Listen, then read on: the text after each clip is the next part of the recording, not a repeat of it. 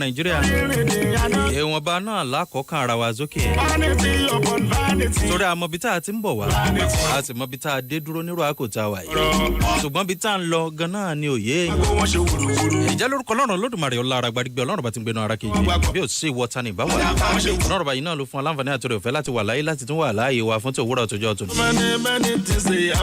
Ọlọ́run bá tó pa wá lálẹ́ àná tó tó ají wa símọ́lẹ̀ àlàyé lówùrọ̀ tòjọ́ tòní mímọ̀ ṣe wa kó agbára wa kó òye wa kọ́ ó wọ Ọlọ́run bá yìí náà ló tún dára sí wa ọmọ orílẹ̀-èdè wa Nàìjíríà ọmọ ìpínlẹ̀ rẹ láti mọ ṣe nígbè tán ní gbogbo látúndé mo dé dídé tí mo dé àdọ́gì àṣà ń kékòwé ń kékòwé ò mọ̀ pé yàsọ́pọ̀ oúnjẹ kòwé ti dé ẹ̀yà gbàǹkó bẹ̀lẹ̀jà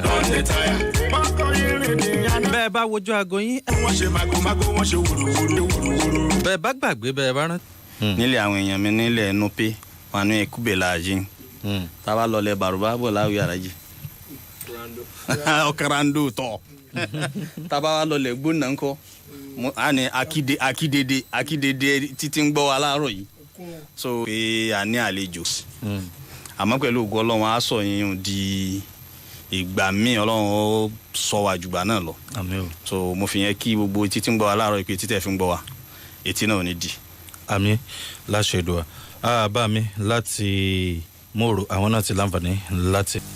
gbogbo ìpínlẹ̀ Kwara olùgbé ìpínlẹ̀ Kwara pàápàá jùlọ ẹ̀yin bàbá mọ̀mọ́ wa ní ìlú Ìlọrin àti kí ẹ̀ ń bá wa gbé lọ akí pàtàkì jùlọ ẹ̀yin bàbá mi màmá mi ní Mòrò local government ní Kwara North ìlú lélẹ́rìí ìbílẹ̀ là ń sọ Ọlọ́run ní jẹ́ kí ló dà mí náà lórí rẹ̀ Mòrò ọ̀tún tá a ṣe ń pòǹgbẹ fún pẹ̀lú ògo Ọlọ́run ó tẹ̀ wá lọ́wọ́ lójú tiyín àti tiwa náà. It's like Kwara North are taking over the program today. Apá Kwara North. Ọ̀dà ìpín bẹ́ẹ̀ là ń lọ lónìí. Apá Kwara North ló ṣe lówùrọ̀ tọjọ́ tó ní. Gẹ́gẹ́ bẹ́ẹ̀ ti gbọ́ láti ẹnu bàbá gómìnà pé a ní àlejò pàtàkì nílé agbára lẹ́yìn tí wọ́n wá láti Kwara North. Ẹ bá mi kí àwọn ará lè. Ẹ káàárọ̀ gbogbo yín tẹ́ ń gbọ́ wa Yorùbá mi ò fi bẹ́ẹ̀ jìnnà ekula jama'a jùlọ jẹ́ ṣètùpá ìpátá rẹ̀ Ekube banu ẹ̀dẹ́gá dandan yìí jẹ́ bóyá sẹ́rẹ̀. Good morning everyone, thank you very much for joining us this morning. Adúpẹ́ a kí yín káàbọ̀ sí orí ètò fún ti òwúrọ̀ tọjọ́ tòní níbi a ṣe mọ̀ ṣe lálàáfíbọ̀ a sì mọ̀ mú lọ́kọ̀ọ̀kan èjèèjì lórí ọ̀rọ̀ tó ní ṣe pẹ̀lú àwọn àlàkalẹ̀ ìjọba òun náà ni a fẹ́ sọ̀rọ̀ lé lórí gẹ́gẹ́ bí ẹni tí ó jẹ́ àlejò fún ti òwúrọ̀ tọjọ́ tòní wọ́n ṣe bá mi dárúkọ wọn fún àwọn aráalé. Organization in Kwara North that promotes education, socio-economic development, environmental sustainability, and everything that has to do with good governance as well. In a few days, some weeks ago, we were able to secure a grant to run a program called from Kwara North, EDRI in particular, in governance-related issues such as budgeting and financing, monitoring and evaluation of public government initiatives, and also legislative functions, how it's work and how citizens can be engaged in day-to-day governance of their society. And we've started the program so far. Last 2 weeks, we were able to start with the first one, which is the monitoring and evaluation process, how youth can monitor and evaluate government initiatives and track the fundings and how the execution is going. So basically, that's what we're doing, and it's been going on well. Àdúgbò ẹ̀yin aráalé gbogbo tí wọ́n láǹfààní àti ọ̀rẹ́fẹ́ láti mọ̀ sọ ní fẹ́rẹ̀fẹ́tìn náà ni wípé àwọn jẹ́ aládarí fún àjọ kan tí a pè ní Education and Reform Initiative. Bí wọ́n ṣe wá jẹ́ aládarí yìí ní nǹkan bí ọ̀sẹ̀ bíi mélòó sẹ́yìn náà ni wọ́n gba àṣẹ láti rí dájú pé wọ́n ṣe ìlanilọ́yẹ̀ fún àwọn ọ̀dọ́ àti àwọn ènìyàn ní apá tòní bí wọ́n bá ṣe ń ní bó bá dàrin ibì kankan á lọ sínú pé náà. Látàrí pé a ti mọ nǹkan tí ẹ gbé dání a sì ti yẹ̀ wò a sì ti gbọ́ sétí wípé governance by all náà ni nǹkan tí ẹ gbé dání láti ṣe ìlanilọ́yẹ̀ ìdánilẹ́kọ̀ọ́. Ibi táwa ti bẹ̀rẹ̀ ni pé ẹ jẹ́ ká understand the problem gangan. Ibo gangan ni problem wà. What are the major challenges tí àwọn youths tí wọ́n face láwùjọ wa léni láti manage resources àti budget effectiveness? That's the first question. All right, thank you very much. You will notice that the gap that we've been facing is the lack of skills and requisite knowledge to do all of this. And you see youth on social media all the time ranting, or I wouldn't say they are ranting, but they are always angry about poor implementation of project. And when you ask them how much was allocated, how much do you think has been expended, how much do you think this project actually was, they tend to have no answers to all of this. And this is where the problem is. We need to, so we decided that, okay, they need the knowledge to understand the process of budgeting and also project implementation, beyond being angry about project not properly executed, beyond being angry about them not having a quality project in their society. How do you get to see how much was allocated for a project?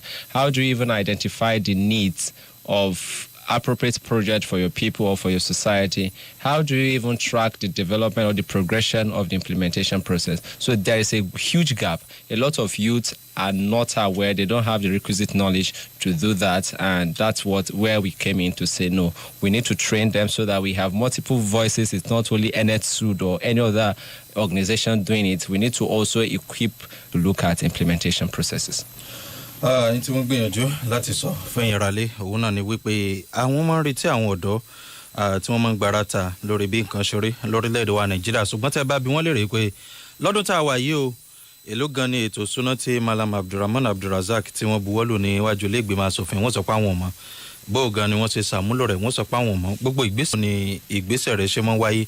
Ètò ìṣúná wo ni wọ́n yọ kalẹ̀ fún ètò ẹ̀kọ́, èwo ni wọ́n yọ kalẹ̀ fún nítoríṣe pẹ̀lú ìdàgbàsókè ìlú, gbogbo àwọn ìgbésẹ̀ on the idea of governance by all. What's the major importance of this initiative, especially to the grassroots, just like initiative ni tó jẹ́ ọgbọ́n àtinúdá, pàápàá jùlọ ọ̀nà wo lẹ fi ròyìn pé yóò la ipa lára àwọn ará ìlú, pàápàá jùlọ ìjọba ìbílẹ̀ ní ìtẹ́dárúkọ?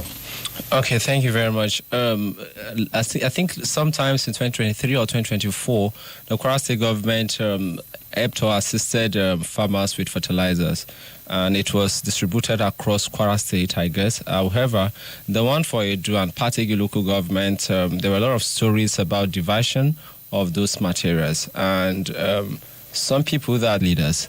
And the problem I noticed personally was that even the association within which these guys operated could not call them to order. So the major problem is that we have a lot of youths who are passionate about governance, who are passionate about so beyond just making false or vague allegations or vague remarks, it's important that your argument is for this is why I say you are diverting, and there is no progress to show for it, and we start talking. We feel passionately that youth must have substance in their arguments. It shouldn't be just talking. You should back up your arguments with facts and also with data.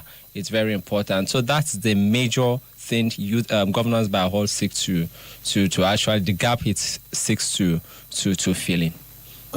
Fẹ́yìn ara lè tí wọ́n gbìyànjú láti sọ náà ni wípé ní ọdún 2022 àti ọdún 2023 àwọn rí pé ìjọba ìpínlẹ̀ Kwara wọ́n gbé ètò léyìí tí wọ́n gbé ajílẹ̀ jáde léyìí tí a mọ̀ sí fertilizer, ṣùgbọ́n pẹ̀lú bí wọ́n ṣe lọ allegedly wípé pẹ̀lú ẹ̀sùn ni o wípé wọ́n rí pé àwọn kan àwọn ò ṣe bó ti tọ́ àti bó ti yẹ. Àwọn wá rí wípé àwọn ọ̀dọ́ gan bọ́n bá fẹ́ béèrè ìbéèrè tí wọ́n béèrè abẹ́ ẹgbẹ́ tí wọ́n ti jáde youths tin lọ bí 50 to select àwọn youths tin lọ bí 50 to select àwọn youths. Okay, it's actually 30 individuals and we've selected them so far. But how did we come about it? So there was an entry, people applied, about 150 people applied to be in part of the cohorts. We screened them based on 3 things. First, they are the organizations they represent. Second, their application strengths in terms of what value they intend to learn from the cohort, and also the impact they intend from the cohort, and also the impact they intend to